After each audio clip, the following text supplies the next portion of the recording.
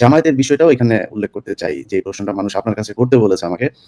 যে এই যে মতিউর রহমান নিজামী থেকে শুরু করে এরা যুদ্ধের সময় আমাদের সামনে যেই সিনারিও ভাসানো হয়েছে যে তারা মেয়েদেরকে ধর্ষণ করেছে, পাকিস্তানি ক্যাম্পে নিয়ে বাংলাদেশের মেয়েদেরকে নিয়ে তুলে দিয়ে এসেছে। তারপরে মানে whole Jamaat-e Islami as a party আপনার এটার ভূমিকাটা ওই সময় আপনি কেমন দেখেছেন?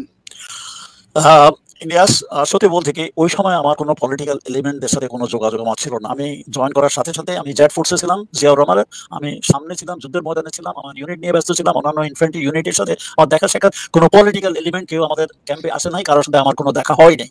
যতটুকু আলোচনা হয়েছে ওই মুজিবনগরে, তারপরে আগরতলায়, এই অতটুকু ওই কয়েকজনের সাথে। তারপরে আমার কোনো পলিটিক্যাল এলিমেন্টের সাথে আলাপ হয়নি। আর আমাদের ক্যাম্পে আশেপাশে কোনো মানে কেউ আসে নাই, কোনো পলিটিক্যাল এলিমেন্ট। অতএব যুদ্ধের সময় আমি এদের সাথে দেখতে পাইনি। পরবর্তী পর্যায়ে বাংলাদেশের পর অনেক কাহিনী শুনেছি যে এই যে রাজাকার কে কি করেছে টরেছে, কিছু বিশ্বাস করেছে, কিছু বিশ্বাস উপযুক্ত নয়।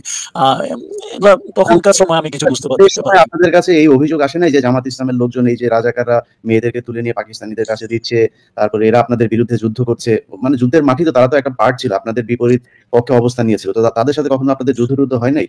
নো, 71 আমার ওরকম কোনো অভিজ্ঞতা নাই। অভিজ্ঞতা অন্তত আমি যেখানে ছিলাম, মানে আমাদের বাংলাদেশের পূর্বাঞ্চলে, ওখানে আমি আমার আমার নজরে তত কথাটা আমি ছিলাম সম্মুখ যুদ্ধে। পিছনে কে কি হয়েছে কোনো ক্যাম্পে ট্যাম্পে আমি খুব একটা জানি। দু একবার রিক্রুট করার জন্য গেছি, দুই জন্য। আমার কোনো পলিটিক্যাল এলিমেন্টের সাথে আমার কোনো যোগাযোগ হয় নাই। আমি জানি না, আমি বলতে পারবো না। এগুলো পরবর্তী পর্যায়ে বাংলাদেশ হওয়ার পরে বিভিন্ন অনেক কাহিনী টাহিনী শুনেছি, কিন্তু আমার যুদ্ধের সময় কারোর সাথে এরকম কোনো মোলাকাত হয়নি, দেখা হয়নি।